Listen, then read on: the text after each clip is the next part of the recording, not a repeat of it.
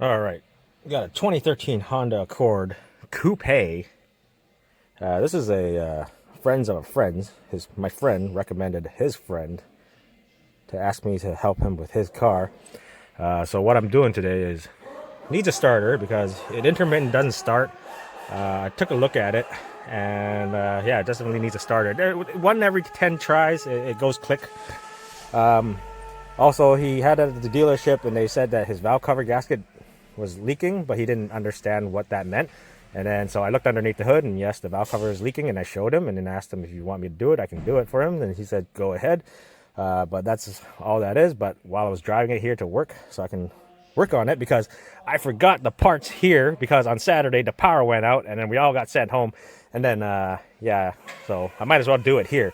While driving here, I noticed that his e-brake does nothing. So typically a typical Accord, these rear calipers, the lever on the back doesn't return, and they do nothing after a while. So I'll show him in this video, and he can watch it, because I showed him my YouTube video or YouTube channel. So now he can watch his video on his own car and see what's going on, and yeah, see if I can find anything while I have it here, so I can do an inspection on this. You know, just to take a look. I've never worked on this car before, so it's good to have an inspection. It's just to know where he's at, and then you can watch the video and know what's going on with his car and what needs to be addressed and stuff like that. But anyways, other than that, I'm going to start with the starter. I'm going to disconnect the battery underneath the hood, and then we're going to replace that starter, do the valve cover gasket, and then I got to drive back home and then tell him that it's done. He can come pick up his car from my place, and then go along with his day, because I think he wants to go snowboarding. But yeah, anyways, let's get started. All right, disconnected the battery, and here's the leak itself. It doesn't look too bad. It's just collecting a lot of dirt. It's not like completely soaked down there, but it's starting to get down the exhaust manifold. Well, it's not exhaust manifold. There's no manifold. The cat just bolts right onto the block. But you can see it's starting to get a bit of oil coming down. So we're gonna do the valve cover gasket. At the same time, you know, have the battery disconnected to do the starter. I can disconnect the positive cable for this, disconnect the compressor, and flip the whole harness over to access the valve cover. So anyways, I'm gonna get the starter out first. So starters right here. I really like doing the starters on this kind of generation of Honda Accords, whether it's a coupe or a sedan. I think it's 13 to 17 with the Earth Dream motor, 4-cylinder, because I can get my impact gun in there and just zit both bolts after I take off this bracket here, right? And then you got your positive cable, and then your connector for the starter solenoid. That's right here, but I just drove it here, so it's kind of hot. So you can disconnect all the stuff that's in the way, like that harness to get that. There's a positive cable, there's a positive nut or positive cable nut on top that you gotta get out. But I'm gonna remove this bracket so I can get my 3/8 impact gun to get the top 14 mil, and then the also can get into the 14 mil bolt here too with the impact gun, and it just comes right out. So it's a pretty simple 1 hour starter replacement. If you're looking at labor time on Pro Demand, it's an hour labor.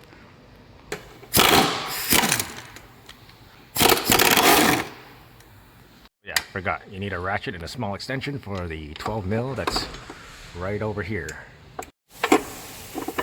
You don't really have to take this bracket out, but I just take it out so I can fit my impact gun in there. And then 12 mil for the positive cable, and that's off with the gun. And with the 3/8 air impact with a swivel, you get that 14 millimeter on the top. And that's out. That bolts out. And then same thing with the bottom. You just gotta get a little bit more of an extension to get it out on the bottom. And now your starter's out. And just like that, starter's out. Oh, get it around the harness first. There we go. There it is.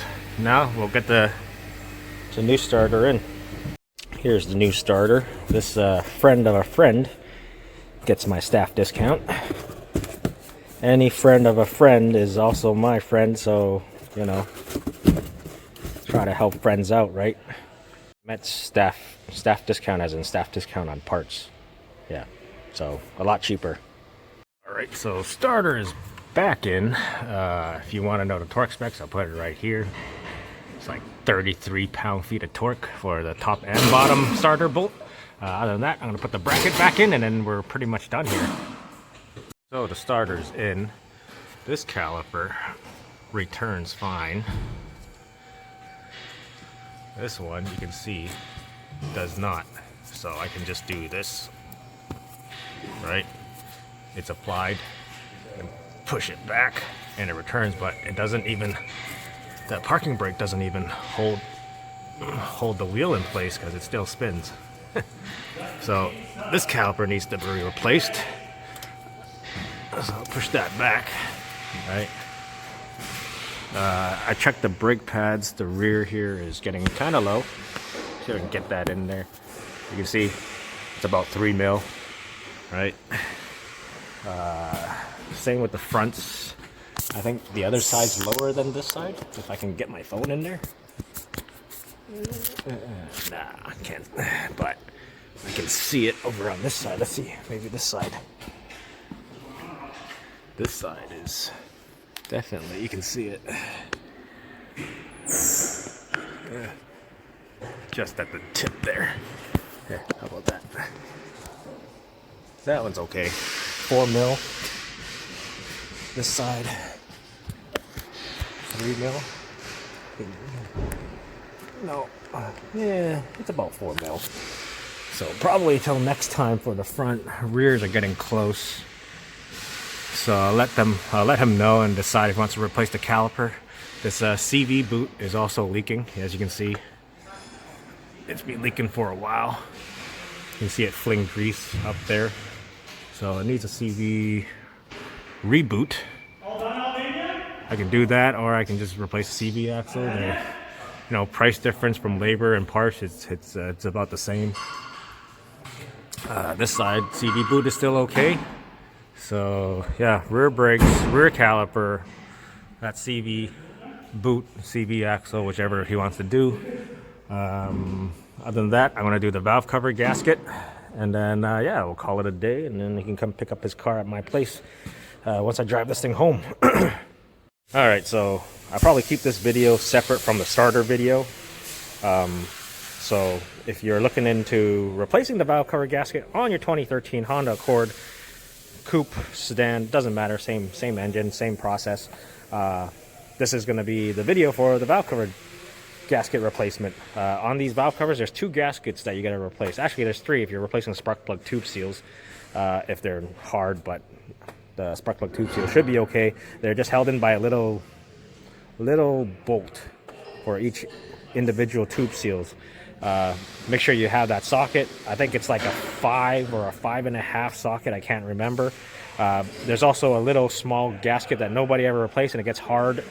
It's for the PCV system in there. So there's a gasket inside the valve cover that I replace, and then the valve cover gasket itself.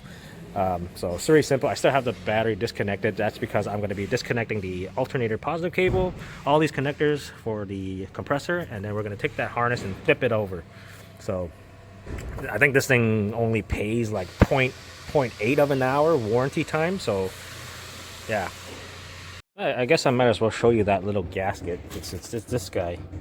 It's inside the valve cover. So make sure you get one of these and not just the valve cover gasket, because this thing's always like hard inside and nobody replaces it or forget about it. To show you what I've done, disconnect the AC compressor connector that's down there. Take all the clips off of where they all went.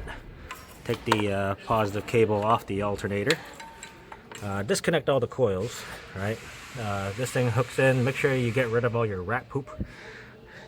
And then there's a couple clips on the valve cover you got to remove for the harness. This is this guy, and then that guy. Try not to break those clips, or you know. So what I do is I just go underneath, get a little pick, push on one side of the tab, and then they come off so they don't break. Same thing with that guy over here.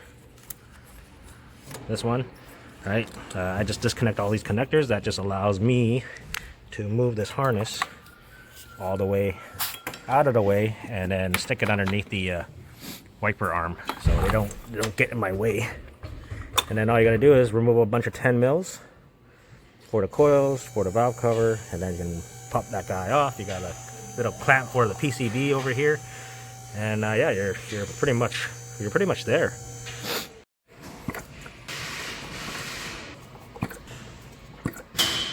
And they're all dry, so you know the tube seals aren't leaking. Alright, so I removed all the bolts on the valve cover. It's ready to come out, but one thing I want to mention is, especially when the customer never has any service history or service records, anyway, for here at the dealership anyways, I'm always curious on what it looks like on the inside and what kind of maintenance they have been doing. So especially when this car, it only has 97,000 kilometers, so not even 60,000 miles, then the valve cover is leaking. And let's take a look. Oh, actually, it's pretty clean. It's not bad. So, yeah, a little bit of varnish and everything, but it is pretty clean. But again, this thing barely has 60,000 miles or 100,000 kilometers. So we're just going to change this valve cover gasket. We're going to clean all the surfaces here. Vacuum all that rat turds that's down there. And yeah. That's kind of weird. There's a marking there. I've never seen that marking there before. That's kind of weird. I've never seen that there before. And this silicone looks kind of funky. I wonder if this thing had piston rings done before. Anyways, on the valve cover, the little gasket I'm talking about is this guy right here. So when you're cleaning the surfaces, and you make sure you get rid of all the old silicone. What I use is like a razor blade, and I just scrape it, right? And they typically come off pretty easily. Same thing with you should put silicone here too. I just do that, and then it comes right off. Same thing in the back, you know, those areas, and then there's another corner over there. Make sure you get all that silicone out from there. I still got a little bit there left, so I gotta clean that up. And then yeah, when you're gonna put the valve cover back on, make sure you put a little bit of silicone on that seam there, and then that corner. Same thing here, same thing on the back, and then same thing back there too. So those are the key areas you gotta put silicone on before you slap the valve cover back on. Okay, so everything's all cleaned up. There's a little bit of pitting there, but that's on the outside of the gasket, so that's nothing to worry about.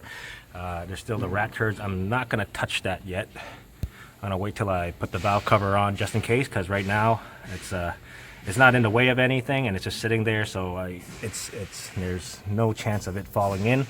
But when I put the valve cover back on, then everything's all sealed up, and then I'll deal with that later. But, you know, clean all your surfaces, make sure everything's all clean, right? And yeah, let me show you what the valve cover gasket looks like.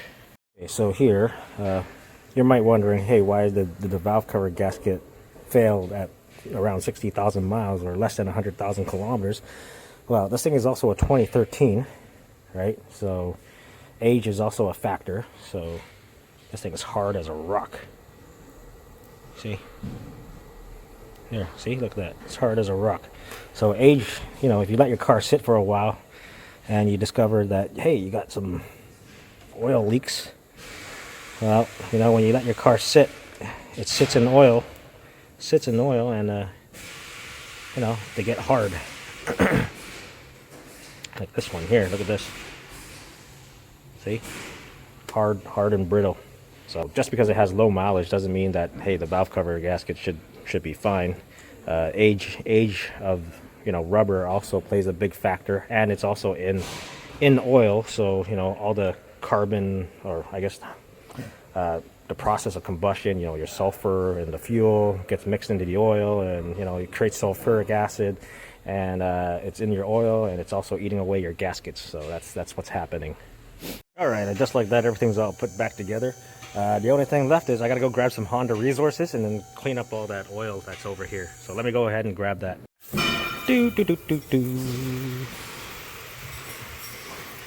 Get all under there.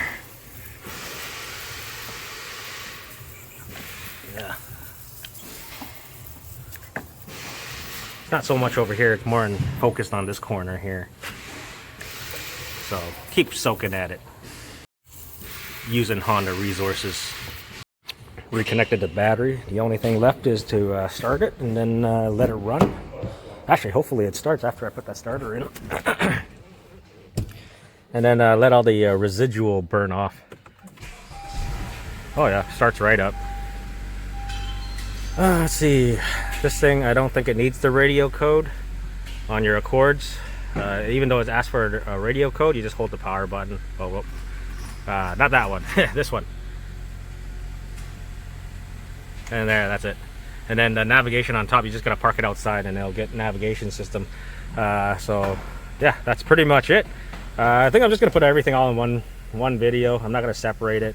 It's gonna be a 2013 Honda Accord coupe with a starter and valve cover replacement. Hopefully other stuff in the future, because it also needs rear brakes. The front one's 4 mil, probably last till his next service. And that left rear caliper, if I remember. And that's pretty much it. So yeah, I'll let him know, see if he wants to do it. You know, no immediate attention required right now. Just let him know, and then if he wants to do it, maybe in a couple of weeks, and yeah, we can get it done. But just to show you, this thing only has 97,000 kilometers, and it's a 12-year-old vehicle. So you know, things like valve cover, anything rubber is going to get hard and brittle over time, and you get your oil leaks. So yeah, it's not because it's a bad part or whatever. It's just due by age. Things just go over time. But other than that, I hope you guys enjoyed the video. Thank you guys for watching. Check out in the description. I have Amazon affiliate store, and I also started a second channel. I haven't started any videos on that second channel yet, but I think I'm going to do that channel as a, or I'm going to make that channel as a, you know, just stuff to talk about, you know, vlog about everyday things. It's a work in progress, but it'll help me greatly if you guys subscribe to that channel if you want to. If you don't, no big deal. But other than that, thank you guys for watching.